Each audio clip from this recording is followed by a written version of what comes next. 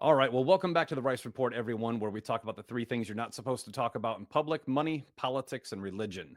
These three things come together. From time to time, I have guests on my show that I don't agree with what they're promoting or talking about. Prime example being an interview I had with a scientist telling us that a UFO is coming from outer space and we need to rush to a one world government and start giving away tax dollars to get off of Earth. Don't agree with that. I don't believe in that. And more importantly, I don't believe in aliens. I believe that they're fallen angels. That's just my opinion. None of us know the truth. So you're allowed to have an opinion and you should also listen to everything. But primarily, I'll bring people on here to, question them about their opinions and because I don't agree with them and try to trap them into saying exactly what it is, like saying we need a one world government. Fortunately, today, this is not the case. We are welcoming onto the show today Bill Jasper, who I just watched one of his interviews about the mindset of an American right now, which I fully agree with. And it's just going to be such an exciting 30, 45 minutes here today because Bill has been talking about pretty much the same things that I've been talking about keeping an even keel in difficult times, questioning authority. It's Benjamin Franklin told us to do that. It's our duty as a citizen. So please, everyone, welcome Bill Jasper onto the show. Thanks for coming on here, Bill. Thank you so much, Eric. Glad to be with you. Absolutely. Yeah. And we had a nice little off camera talk about the space thing. It's just used to scare us, guys. I mean, the oldest conspiracy and theory in the world is space aliens are coming. We have to give up sovereignty for a one world government. The nice thing is, in that interview, I didn't have to do anything. The guy actually admitted it. Bill, you are out there talking about some amazing stuff right now of this wide range of mindsets that we have now that Trump is back in office. Can you kind of walk us through your black pill, white pill theory? Sure. I believe that we are in a very perilous moment in our existence as a nation and in our own lives, but also a very important time where we have the potential to do some amazing things of rolling back this whole movement that has been underway for all of the past century to create a new world order. That is a world order that globalists and communists and socialists have all united on. I'm the senior editor of the New American Magazine, and we've been writing about this for over 40 years. Before that, I was a contributing editor to our predecessor publications, American Opinion Review of the News. And we have seen over the past century, uh, since the 1920s, a push to drive the United States into a world government. We saw it first with the push for the League of Nations, then with the United Nations, which is ongoing now. And what we have tried to do for many years is to show that seemingly disparate and even opposing forces, that is, capitalist big corporatists and the communists and socialists, have been working hand in hand. And we show their from their own writings, their own statements, their own conferences, their own summits, that they are actually doing this in plain sight. It's just that they've controlled the media so thoroughly that this doesn't get out to the average person. And when it does, when we explain it, they quickly rush and say, oh, don't listen to them. They're extremists, they're racists, they're Nazis. They just use the ad hominem attacks so that people won't realize what's really going on. And so we have now, with the advent of Trump 47, we began to see it in Trump 45. In his first term, Donald Trump broke with the Republican and Democrat establishment that has been pushing this world government drive for the past century. So people will think that well, what about Richard Nixon and Ronald Reagan? Both of those Republican administrations advanced this push for world government. They loaded up their administrations with Council on Foreign Relations and Trilateral Commission members. And those are the two principal organizations, along with the World Economic Forum, that have been pushing this globalist agenda to give the United Nations vast executive, legislative, and judicial powers backed up with police and military force. And Trump was the first one to break with that. He, in fact, in his administration, you see not zero, but very few Council on Foreign Relations members and Trilateral Commission members. They had owned our administrations for much of the past century. In fact, we published several times, we've published big fold-out lists showing each administration from Herbert Hoover back in the 1930s all the way up to the present, and going through all of their secretaries of defense, of health and human services, of secretaries of state, undersecretaries, deputy secretaries, all through all the different agencies, all loaded up with Council on Foreign Relations members. And the Council on Foreign Relations, CFR, has been the primary brain trust that has been moving our country in that direction. So this is a signal moment, in my opinion. I'm not a completely a cheerleader for Donald Trump on everything. He does some things that we've just published recently, a couple of articles criticizing his moves that we think are dangerous, particularly when it gets to areas concerning the surveillance state and big tech.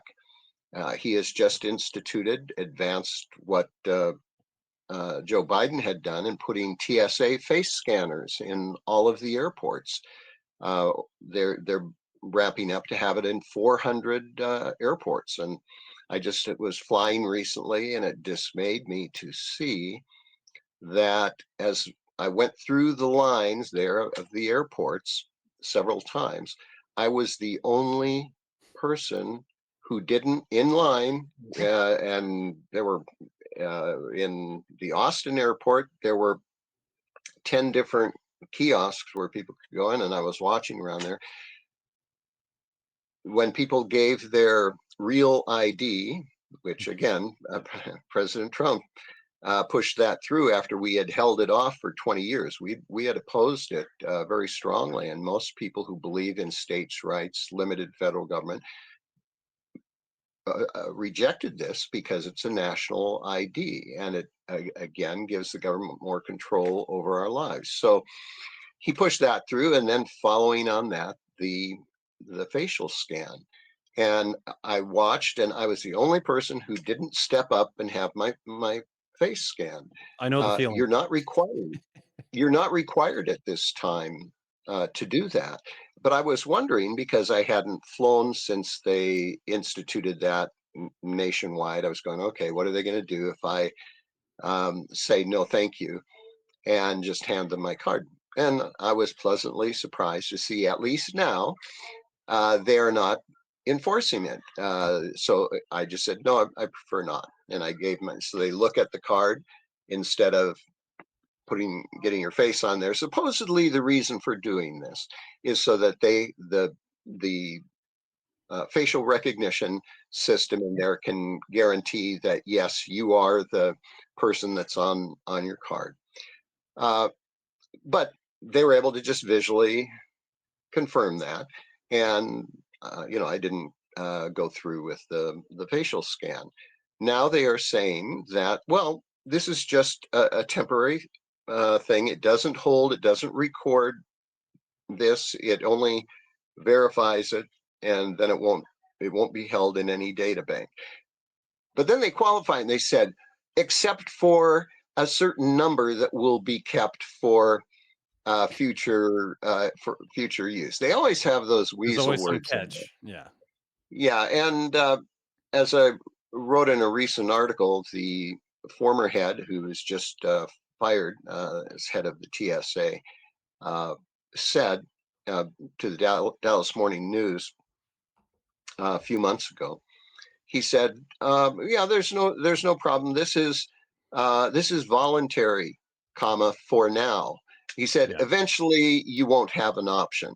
So most people are not aware of that. They're not aware, A, that they don't have to be scanned now, and B, that this is temporarily optional. So why is this important? Well, I believe, and we've written about this extensively, that this is part of the move to bring us into the social credit system that you see in communist China, where the CCP has, the Chinese Communist Party has cameras everywhere, and any kind of commerce you want to engage in, whether it's getting on a bus or going into a store and buying anything, you have to have your cell phone so they can track you, and you have to be photographed at all times. And so probably all of your audience have seen the very frightening videos. I mean, they've been around for a decade now, showing whole crowds of Chinese citizens, and there's a box around every face. They're digitally checking to see who is there. They're doing it in this country as well, and Yep. in many of the countries of Europe. And this is American technology by that originated with our big tech corporations, that was given to communist China. And now, looking back on it, in fact, even at the time when it began, so they know at the time they knew they couldn't do that here without violating First Amendment rights or whatnot. So they have the beta test over in China, where there are no rights. There is no restriction on what government can do. And so they rolled it out in China. And when you follow the World Economic Forum, you know, the billionaire club that meets every year for their big soirees in Davos, they also have their Davos East. They have these big meetings in Shanghai and in Beijing, and all of these big tech, big banking, big Wall Street guys go over there. Larry Fink, who's the CEO of BlackRock, and who recently became co-chair of the World Economic Forum, along with Andre Hoffman from Big Pharma, LaRoche Hmm. Group. They're the two new chairmen to replace Klaus Schwab. He's been over in China repeatedly. He has boasts about all of their investments there. And Roche, Andre Hoffman, Roche, they boast also that they were the first company to have to sign an agreement there in China, and they're building Shanghai into what he says will be the third largest uh, pharma factory. Hmm. So we see uh, Xi Jinping, the communist dictator, mass murderer of China, going to Davos and being celebrated and toasted by all of these guys, and we see the globalists and the communists joining hands to bring about this world order in which they believe they will be the top dogs, and they will be able to dictate where we live, if we live, whether or not we get food, whether we can travel, all of those things. And that's a very dystopian future. And so we have now an opportunity to break free of that. President Trump is doing many things which shows that we are moving away from that. However, he, as I pointed out, with the TSA, with his embrace of Peter Thiel and Palantir, which is the big surveillance technology, data mining, uh, those are very concerning issues. And so I think that at this time, the big problem that I see with the American mindset out there is that it's bifurcated largely into two different blocks. You have the hardcore MAGA crowd, which God bless them, because they're the ones that and I consider myself in that crowd to a certain Sure. extent, that helped not only bring Donald Trump into the White House, but to elect many other like-minded people to office. And the problem, however, is that many of them are blindly supporting Trump on everything, the good things and the bad Blindly. Yeah, things. blindly. And right, and so we have to be better than that. And in fact, if we believe that Donald Trump is the real thing and that he's not a bought and paid for controlled opposition piece, and I don't believe that.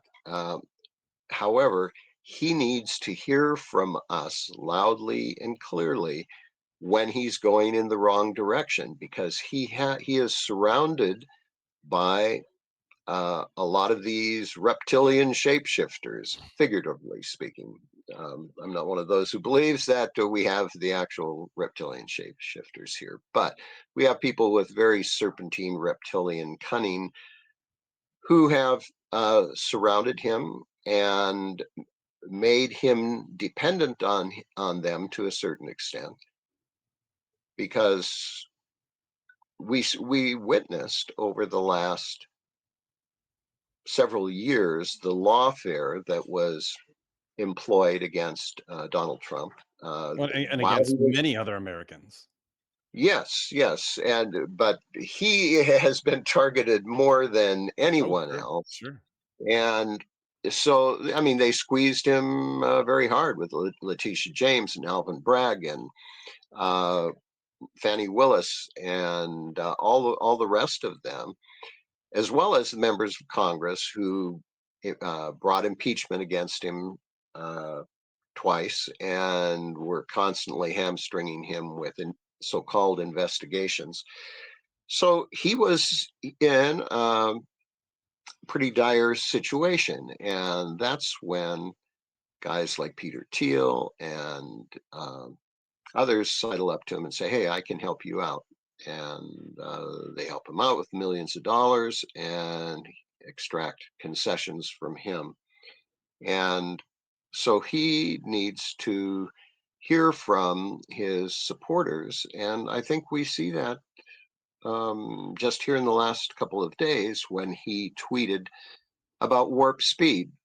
Uh, he was defending that and promoting that. You might recall Mhm. during the last presidential race at a couple of his Yeah, big boos, rallies, huge boos. he he mentioned warp speed as one of his achievements, and he got booed by his supporters out there, and he seemed to be shocked by that.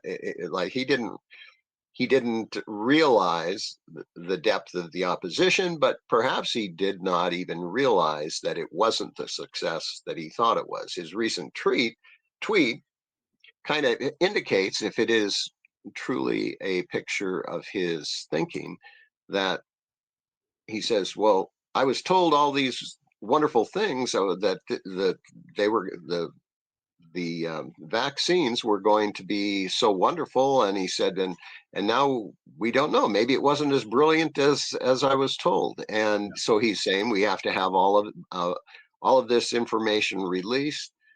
Um, so we need to see more of that from his supporters when he steps off in the wrong direction. But That Bill, we don't. We what we see from MAGA primarily right now is whatever he does, you can't question it. Like you can't question it. Like I have serious questions I address on Twitter all the time, and I get the people who fight back at it. It's fine. You have free speech. But like I look at facts, right? Since January 18th of 2025, Donald Trump and his family have increased their net worth by $9.2 billion. 1.3 billion of that is actually realized. The rest of it's crypto and stuff like that. That yeah. actually doesn't include Truth Social and the 2 billion in Bitcoin that they bought, which he's the major shareholder in. So these are concerning things to me. You talk about surveillance state. We also have the Paragon software, which is coming in, and where we just contracted an Israeli company to use their Paragon technology, which basically hacks phones and removes encrypted messages. So WhatsApp signal mean nothing. The supposed theory is that it's going to be for illegals only, but you and I both know how history works, and eventually it's used on you. Yeah, we The we board, just did a story on that yesterday in the New American. Yeah, those are things that are very concerning, and that is why we have we have to talk been about very supportive of Thomas Massey and many of his efforts to, he has bucked the White House, the Trump White House, and now Trump declared him an enemy it. because Yep. he, he doesn't like to be challenged. I mean, that is a serious fault of Donald Trump. No one is ever going to accuse him of lacking an ego. He definitely has an ego. Well, and as you pointed out, the conflicts of interest in using his position and his family's position to enrich himself. Uh, that only doesn't look bad. It is bad, Yeah, and especially when you're making laws about an industry while you're doing. So the weird thing I'm seeing, Bill, is that we have the mainstream media, the left, have just been called out constantly for their lies, and they do lie all the time. The right is doing this now too, ignoring what's happening in Gaza. Like it's all the same stuff, but in the middle is somewhere where the logic lies, and we have gotten to a point right now where, like, I'm finding myself like the Democrats are trying to say the president who's making laws about a specific sector shouldn't be allowed to participate in it. I actually agree with that, which is kind of odd, because I tell people you have to look at Trump like you looked at Biden, like you looked at Obama, like you looked at Clinton, Bush. Just be objective. The money thing is one. We're always taught follow the money, right? So, like, that's one thing. The surveillance is really the big issue. I don't know. Like, he's a businessman. I don't care if he makes money. At least he's doing it transparently, despite the fact I don't agree with it. I mean, I don't think the president or his family should be participating in new commerce of a new emerging market ever. But that's my opinion, and it matters very little. The surveillance stuff, the pre-crime that's being in 30 cities now. We have another Israeli company that are putting in pre-crime software to scan social media for school shooters, which sounds amazing. And we should use something to find school shooters, but we already know how this turns out. 10, 15 years from now, the next president comes in. Now we're under pre-crime. They can hack our phones legally.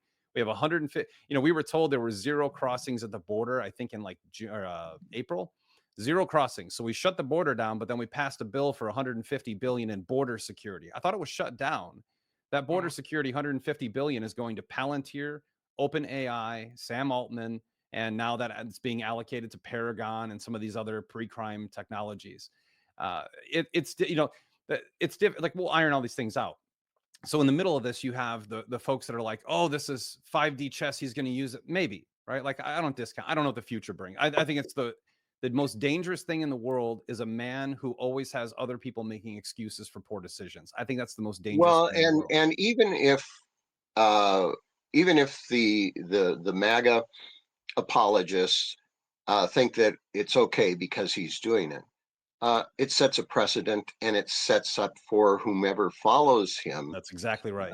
I mean, I don't even want to have Donald Trump or anyone from MAGA field have that kind of power. But the next Biden or Hillary who gets in there will have access to all of that. And not only that, but the precedent set of sending in troops to all of the areas that he Yep. is proposing and trying to send troops into American cities in violation of the Posse Comitatus. The thing that makes this so difficult now is we have allowed this over the decades to get so bad here in our country, where we now have in the blue cities and blue states actually put in place communist, socialist Yeah. uh, advocates who are really at war with America. I live right next door to the state of Washington, which has gone full Bolshevik, worse than California and Oregon. And people are fleeing here to Idaho from there because they're basically outlawing all guns. They're outlawing all parental rights. You're going to have to send your kids, whether to private schools or whatnot, to LGBTQ, LMNOP classes. They have to be indoctrinated in transgender sensitivity, and you can have your kids taken away from you if you don't comply with this. So. Uh, People are really frightened by this, and justly so. But it has taken decades of incremental, piece by piece, brick by brick, dismantling our existing society and now rebuilding it in a dystopian fashion. And this is being done by hardcore Marxist Leninists who agree completely with uh, obliterating our current society and putting in place a totalitarian one. And, that's why they're cutting off all our energy. That's why they're promoting the whole United Nations Agenda 2030 Sustainable Development Goals, which the UN calls its master plan for humanity. If you have a master plan, that means you have a master who's doing the planning, and you have the slaves who are carrying out the plans, and that's what they have in mind. And so, this has gone on, and so it gets more and more difficult when it turns into open warfare. More people are willing to allow the central government to use more and more force to suppress it. Yeah, And then okay, where does it stop? Uh, that's the we have, question. yeah.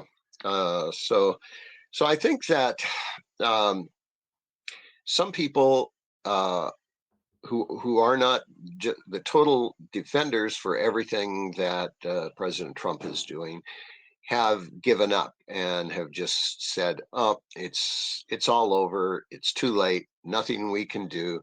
Uh, Trump is on the other side, or Trump can't even uh, do anything about this."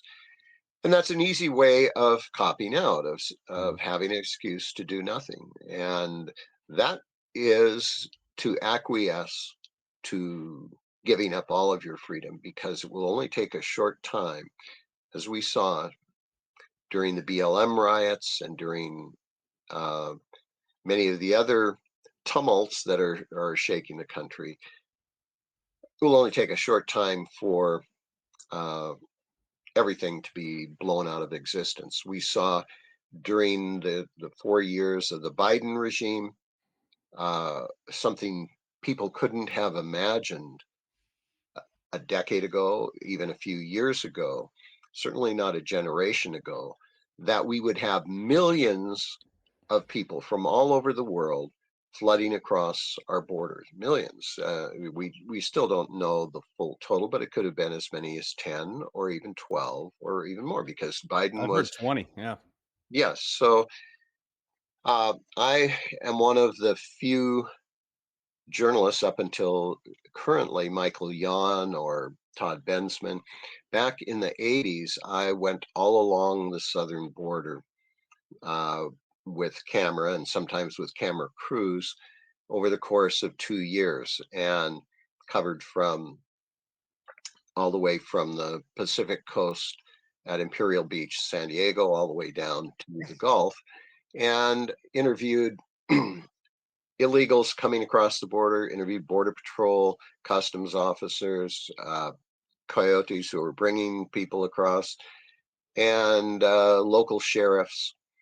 And we had a crisis back then. The title of our documentary was Out of Control, The Immigration Invasion. And that was in the 80s. It came out, we finally released it in 88. So that was, almost 40 years ago. And it was bad back then, but it has gotten exponentially worse, of course, during the Biden years. And not only were they just flooding across the border, but he was actually flying them in to Yeah. inner parts of the country from all over Mexico and even from other countries. So, that is something that has to be dealt with. And so I give President Trump a great deal of credit on in that regard, because not nobody, in fact, a lot of people will point to Reagan as the great Republican president, but it was President Reagan who signed the IRCA, the Immigration Reform and Yeah. Control Act of 1986, and started the amnesty succession, three other amnesties after that, which allowed millions to come in and then to claim that their children and other relatives could come in as well. So, I give President Trump credit on that. This is a major, major thing, but he often does the right things in the wrong way. And we we we try to push him, nudge him in the right direction. It's the same thing with tariffs. He went against the whole world on tariffs, and against both the conservative and liberal, Republican and Democrats, who said, "Oh no, we couldn't have tariffs." I believe we realize that tariffs are a legitimate. Let me turn Ooh.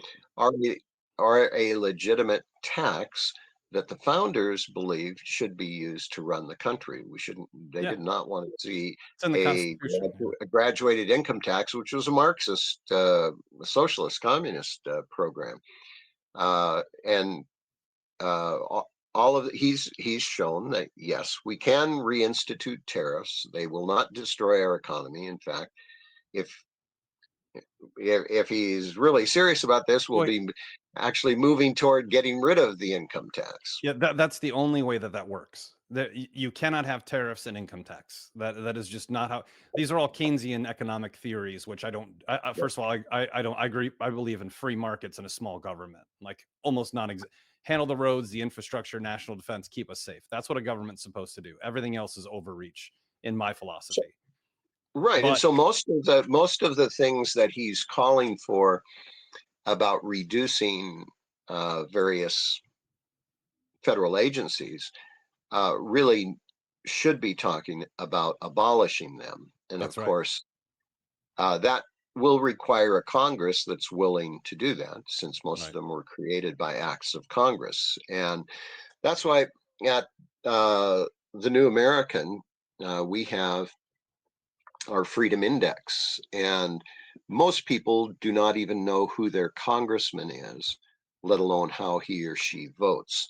Most people consider that they've done their civic duty if they put a bumper sticker on their car every 4 years and go and vote. No, that is not even a minimum standard.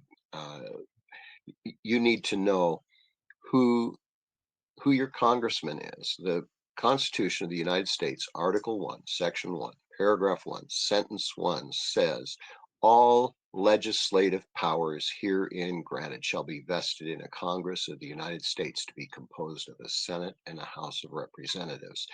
All legislative powers, all lawmaking. So much of what President Trump is doing by executive order is good in its effect, immediate effect, but it's wrong in the means it uses. Correct. And he is Means following to end. precedents. Yes, he's following precedents set by all these previous presidents who created much of the mess with executive orders. Uh, so our members of Congress have been AWOL, or have actively been helping the other side on many of these issues for decades. And Mhm. so even the conservative, so-called conservative congressmen, Republicans, have gone along with all of these usurpations of power by the federal government. And we have an opportunity, first time in my lifetime. I grew up in the 1950s and 60s, and my parents, even during their lifetime, they grew up in the 20s and 30s, and we've never had an opportunity like this to roll back the state, the federal state, I agree. and so we can't give up this opportunity. That means we have to fight, fight, fight. And how do we do that? Well, in many different ways. I believe, first of all, that what we're facing is a moral, spiritual battle, and Agreed. so I believe that prayer is essential. Prayer and sacrifice. 1,000%. Absolutely. But those aren't sufficient. You see, people. A lot of people are sitting in the pews and they're going to church on Sunday. They're saying, "Well, I'm praying about it." Well, if you're doing that 24/7, then that may be sufficient. But most are not. They are doing their Sunday duty just like their quadrennial voting duty. Sure. No, we need real warriors for freedom out there. And that means that, okay, I'm going to take the burden upon myself because I have been given freedoms and I've been given the prosperity of this country, uh, which the vast majority of humanity throughout all of history have never experienced. That's right. And we have an obligation to all of those men who died and gave their blood and sacrifice on the battlefields all over the world to secure this liberty.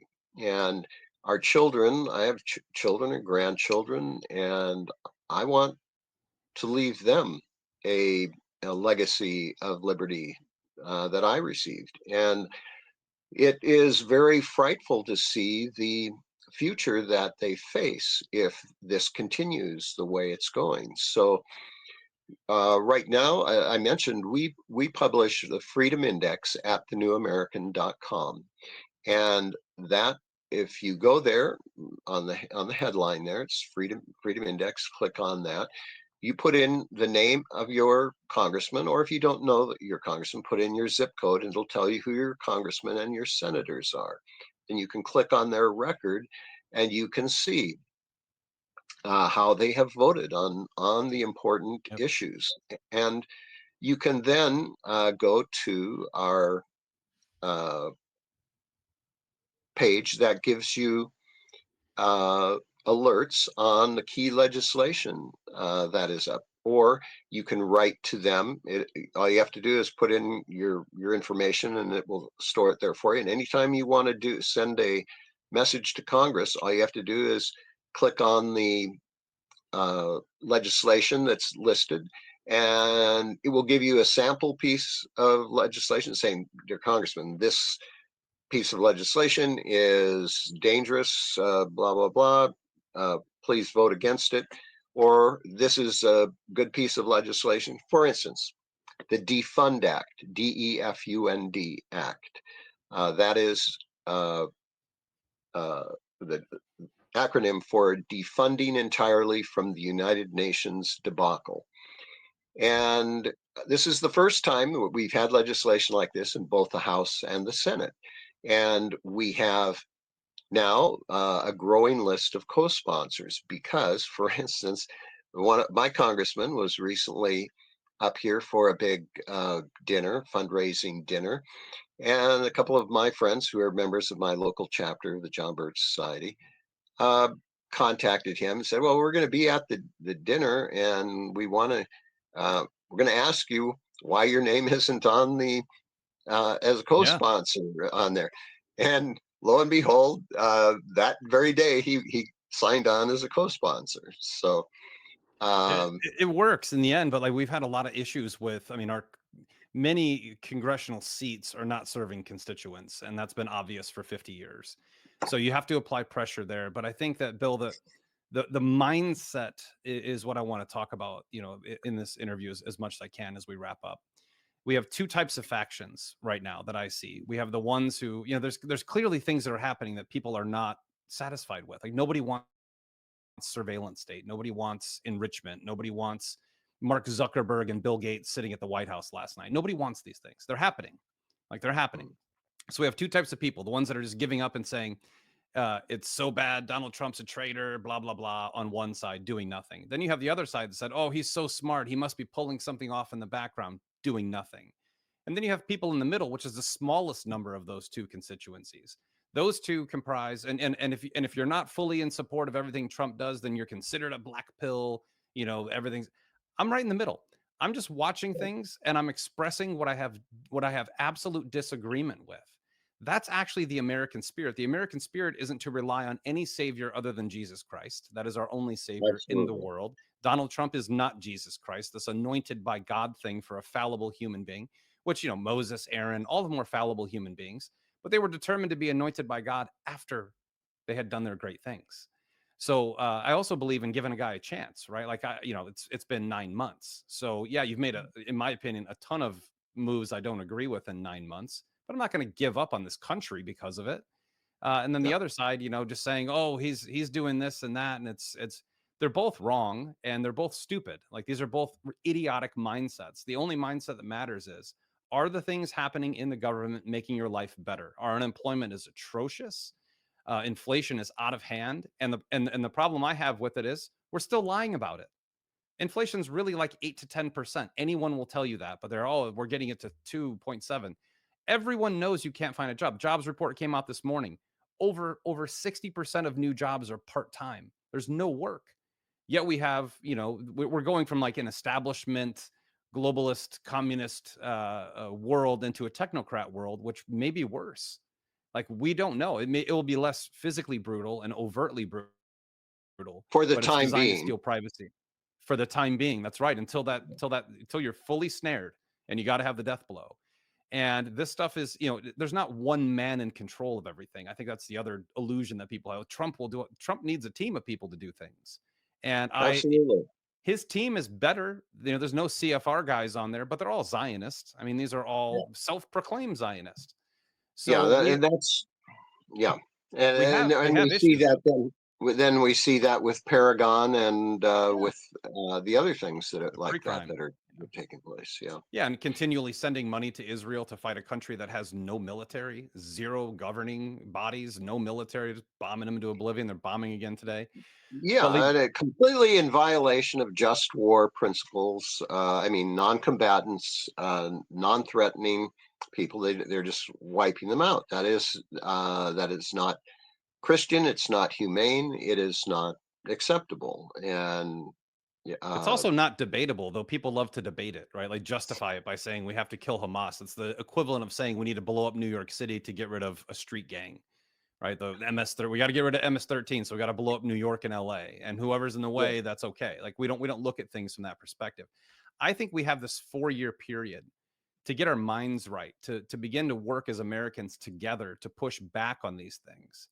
Because one thing we have seen in the past 9 months is when Trump does something that we're not comfortable with and everyone gets loud about it, he does turn around and change his mind. And I think that's what a populist leader would do. Again, it's just this mindset that drives me nuts of like, he's a traitor in 9 months. This, like his first term was we also have biometrics coming out, Bill. Like he's yeah, endorsing using biometrics. I mean, these are not good things. And I don't care who you are or what 5D chess you think he's playing. Eventually, he's not going to be president. Like yeah. eventually, And someone else is as coming we in. said before, then you're going to have, whether it's AOC or a Hillary clone or whatnot, sitting in the White House. And how are they going to use that? We saw what happened under Biden, how we were targeted. If you're pro-life, pro-family, pro-gun, pro-God and country, you were an extremist. And the censorship and the swatting and the prosecution and imprisonment, that's gonna come back at us again. And Yeah. so we need to do everything within our power now. Set aside all the non-essentials. I mean, really, we don't need to be going to the movies and golf and all the recreation every day of the week. Right. A certain amount of that is okay, but if you really understand how close we are to destruction, you'll turn away those immature activities and take on the manly responsibility of fighting for this country, fighting for your children and your grandchildren and everything that we hold dear. Or you're going to see more Minneapolis shootings as more and more of these kids are turned into transgender monsters. And It's demonic. In my opinion, that's fully yeah, demonic. yeah, You're just destroying God's creation. And now we have that also bring it's like everything is tit for tat, right? So you have this awful shooting of Catholic kids. The first thing that happens is they look at the shooter's gun, which was probably written on by the FBI when they found it, about how he said something about Israel. So it went from don't worry about the Catholic kids who were killed. It's an anti-Semite issue. And then now they're spinning this into we can't allow transgenders to have guns, which like the logical brain in you says yes, but the Second Amendment says shall not be infringed. Like we are approaching this very difficult time in American history. You know, we're bombing boats that we have a video from, which you know, like we have to trust our military did their due diligence. But we were told no wars. The 7 wars that nobody knew were even happening ended. Well, that's great. Like that's really good. But Ukraine's still going, Gaza's still going, and now we're going after Venezuela. I just want disclosure. I think that's what Americans need. Like, tell us exactly why we're going after Venezuela, and I think we'll support it. But if you're just going in there because it's the same theory, it's a tyrannical leader and all this other stuff that we're hearing, it's the same story we've heard for 60 years. So the problem we have, you know, it's probably one of the reasons that I like, you know, things like Bitcoin that are trustless, is we have to place a lot of trust in a lot of people, and we are putting our trust basically in one person at this point in time when the trust should be put in our hands. We don't need a leader to fight for us. We need to fight with that leader if that leader's doing the right things. And if that leader's doing the wrong things, we need to let them know and walk away from that. The government of this country, per the Constitution, works for us. We don't work for them. Now that has drastically changed in 50 years, as you know, Bill. But you know, I've seen a couple of your interviews talking about this, and I think this is such an important topic. There are no pills to take. There is no white pill. There is no black pill. There are not these. You don't just join sides of apathy. Nothing changed when Trump got into office. We need to fight just as hard as we did during Obama, with hopefully an administration that has our back, because right now I think in many cases they do. Right, we've gotten a lot of easy wins. No boys and girls sports. You know, these are simple things that are idiotic that should have never existed, but at least they're reversed. No shoes at the airport. I mean, come on, this is stupid stuff. But like the Epstein file and Thomas, like how are people angry at Thomas Massey for wanting to have the truth about Epstein? That's literally what we all voted for. Now, all of this could sure. be a game. I acknowledge that. All of this could be a political game. And in the end, it's like, hey, you know, here's everything. So, you know, hold on to some hope in that category. But man, it is amazing to watch people that no matter what happens, one person will say, "Oh, it's all over. He's a traitor here," and the next person will say, "Oh, he's so smart," and I'm just going to sit back and eat my popcorn. Like I'm so tired of hearing people say, "Grab your popcorn and just watch what happens." I've been saying this for like 8 years too. I'm in Yeah, support of anything nationalist, anything American. I don't care what it is, but I'm always going to question things. You open the door for a conversation I didn't even have on the docket here today about military use, which the National Guard can be used for civil unrest. That's not a violation of posse comitatus. right. But it also sets a precedent, and it also sets it's a broken window theory, right? Once people see a broken window, it's okay to have one. It's okay to break a window. So it's okay to have guys with, you know, in camouflage with machine guns on the street corner to keep it safe.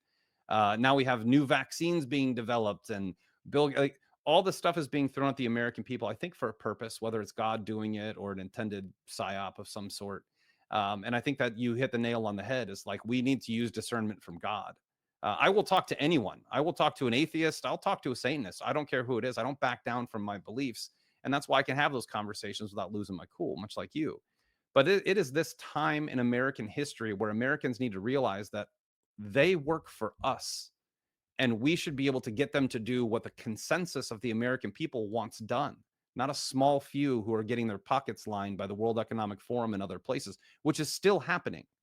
It's still happening. So, I mean, Bill, you hit the nail on the head in that interview I saw. There's no pill to take.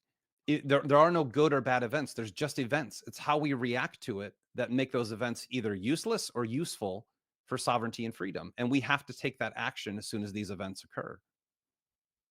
Absolutely, absolutely. And you know, I've been doing this for 50 years now and have witnessed the ebb and flow of all of this through various administrations. And I can't reiterate, I don't think, too many times that we are in a very perilous, but also a very portentous time. And it depends on what we do right now during the time that we are given. Each of us is given a certain amount of time in this world.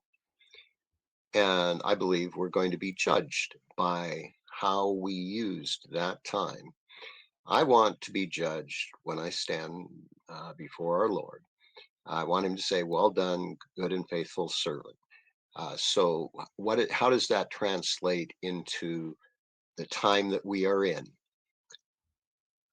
We have to show forth the light of Christ in all of our thoughts, words, and actions. And those actions are sometimes, particularly when it gets into the political economic field, kind of messy. It's you can't just automatically go to a Bible verse that will tell you exactly what Right. policy you should be following. And so that's where God has given us an intellect, and we have to sort through these things and do the best that we can to figure out what is it that is my duty, what is it that I can do that's going to advance truth, justice, here in this world. And that's not always easy, but we can't get out of it by saying, "Oh, it's too late, it's all over," or "Hey, everything's fine. The Right. guy in charge is going to take care of it." No, each of us has a duty ourselves each day that we get up. And I believe we're being tested all day long on how we react to various things. And so I believe that I'm very hopeful about what can be done here in the next couple of years. And if it isn't, if we don't really maximize all of the time that we have now, it's going to be a very dreadful future that we face. So, um, I can't emphasize enough that we have to do everything now within our power to support those things that are going to move us back toward our constitutional system, back toward limited government at the state, uh, local, and national levels. And one of the things I see very hopeful in that regard, and we report on it all the time, it is not even noticed in most of the rest of the media, is the state efforts that have picked up over the last several years to Yeah. nullify federal laws and say, no, we're going to take back the reserved rights that are constitutionally, rightfully ours of the states that the federal government has usurped. We don't have to follow this federal law if it's in violation of the Constitution or of our state constitutions. And so there's a lot of very positive things happening on that level as well. Yeah, there's great momentum. We just got to keep pushing the ball forward. We can't rely on other people to get it done. We've got to keep speaking up and keep having these conversations. So, Bill, we're running out of time here. How can everyone follow you? The New American. Give everybody a rundown of how they can follow along with you. Okay, so yes, so the New American is a print magazine, which was up until July of this year a bi-weekly, so it came out twice a month. Now we've gone to a monthly magazine. We're one of the few magazines still in print. Most of the major magazines stopped and just went Mm. to online. We still do the print magazine, but we also have online articles every day at thenewamerican.com. That's thenewamerican.com. We have everyday exclusive articles that myself and our other writers write. We have everyday new videos, interviews with a lot of the big newsmakers. And uh, that then every week we have for subscribers the insider report, which I edit, and that is available online in digital form for those who are subscribers. You can get it in PDF form. It's emailed to you every every week, every Friday. So today, our insider report for today is going out to all of our subscribers. It is available online in digital form. Uh, and So that's all at the newamerican.com. The John Birch Society, which is the parent organization of the New American, is at jbs.org. And we have coming up a week from today, actually Friday and Saturday, our Leadership Institute in Valley Forge, actually King of Prussia, Pennsylvania, and General Michael Flynn and Catherine Austin Fitz and Alex Newman and Pastor Matt Truella and others are going to be our main speakers there. I will be there also. Uh, Come on Great out to lineup. that, Eric. Glad to have you there. Yeah. When is that? And that is actually it takes place on the 13th. We are having tours of Valley Forge and Independence Hall on Friday. But I yes, wish so I that's could going to make be, it. I got to work. Sorry. oh, yeah, well, that's the way it goes. Yeah, so that's at jbs.org, and you can get your congressman's voting record. Oh, something else that we've done is that at the state level, I think we're the only ones who do this. We have also done the laborious task of every state legislature in the country, giving you a voting score on all the key legislation of each state. And that's our researchers that do that. It's That's a a heavy lift. Herculean Yeah. job. So yeah. So all you have to do is go there. That shows the map of the U.S. Click on your state, and it'll bring up your legislators, how you can contact them, what their scores are, and sample letters if you want to send them an email or send them even a voice message. We have all of that worked out on our website at jbs.org. That's a huge help. Yeah, everyone get involved. This is not the time to sit back and hope that one man can get it done. You got to support the cause. America is run by Americans, not by a government. And we've got to be able to get into a position where I think we have this 3.5 year window to change the course of the country. And not one man can do it. It requires everyone. It requires every single one of us talking, speaking out, doing things, being actionable. So, Bill, thank you for putting those tools together. I think those are things that people don't even know exist. So, I hope everyone watching this goes there. They check it out. They use those tools to the best of their ability. Get loud. We can make a change. I'm hopeful for the future because what we're living in right now has to go. Like, it's not working. America is not working in this system that we're in right now. So, Bill, thank you so much for coming here and joining us. I appreciate it. God bless you. God bless this country. And we'll see you all next My time on the Rice pleasure. Report. Have a good My one, everyone. pleasure. Thank you so much, Eric.